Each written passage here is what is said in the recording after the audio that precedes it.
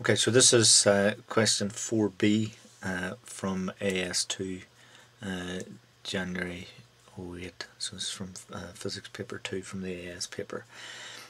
Essentially what's happened is a student sets up a demo for interference using Young's slits arrangement. He uses two separate filament lamps with a colour filter so that he gets monochromatic light, but he doesn't observe the pattern he expects. That's the bright dark, bright dark, bright dark with a central bright fringe, equally spaced fringes. Then tries a similar experiment with sound.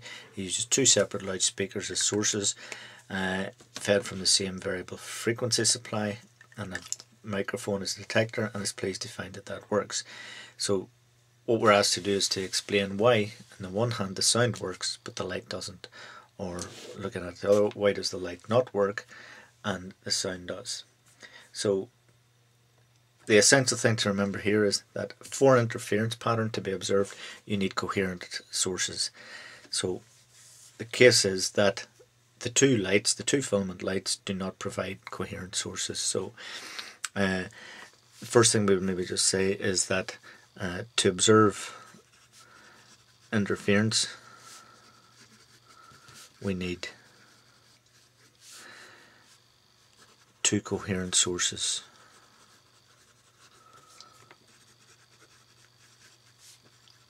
Are required. Okay. In the light experiment,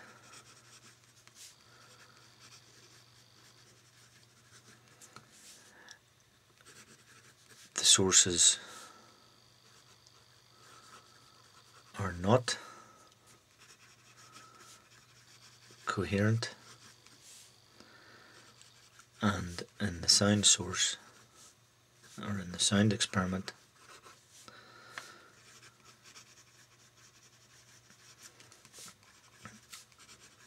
as they come from the same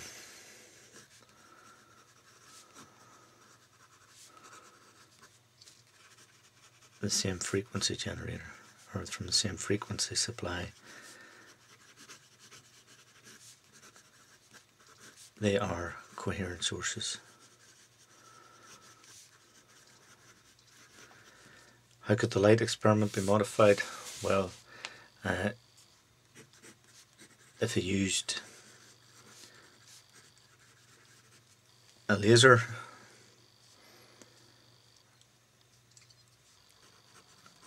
as the light source, or used a single bulb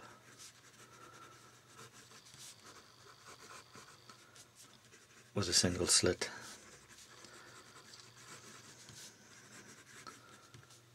as the source, and that will allow, before he goes to the double slit, that will allow him to get his coherent sources.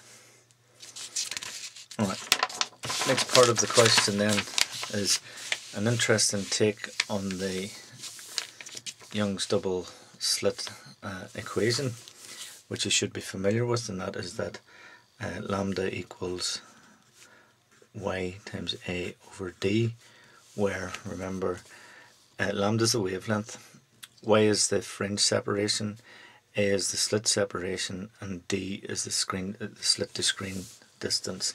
So we've got the slit to screen distance down at the bottom of this, and we've got the slit separation, and we're looking for a calculation to be done to give suitable values of that. Now we should have an idea of the values of these anyway, and that's anything, for this one here, it's anything between 0.1 millimeters to 0.5 millimeters would be suitable. For this one up here, anything between 0.5 meters up to 4 meters would probably be suitable. Those are the sorts of things the examiner would be looking for.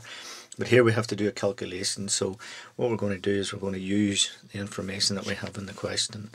So in the question we are told that the wavelength is 6.3 and the fringe separation is that. So what I'm going to do is I'm going to rearrange this equation, say d over a is equal to y over lambda, which is equal to then 12 times 10 to the power of minus 3, because it was millimeters, so we have to change that to meters, divided by 6.33 times 10 to the minus 7 meters. and when we do the calculation for that, that turns out to be 1.895 times 10 to the power of 4, just keeping that in your calculator for a while.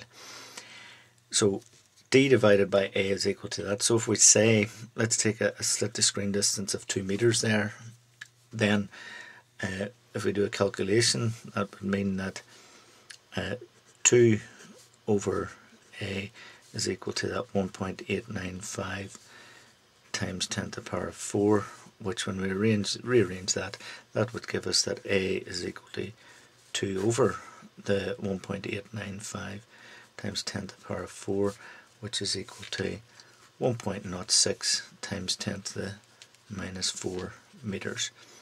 So this, if we give that in millimeters, then that's going to be 0.11 millimeters. So 2 meters, 0.11 millimeters. Last part then, state 1, safety precaution to be taken carrying out this demonstration was using a helium neon laser, and so you should never look directly at the laser.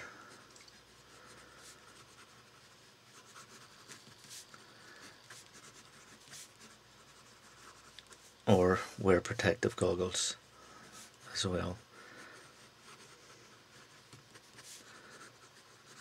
And those are all valid safety precautions that could be taken. Thank you.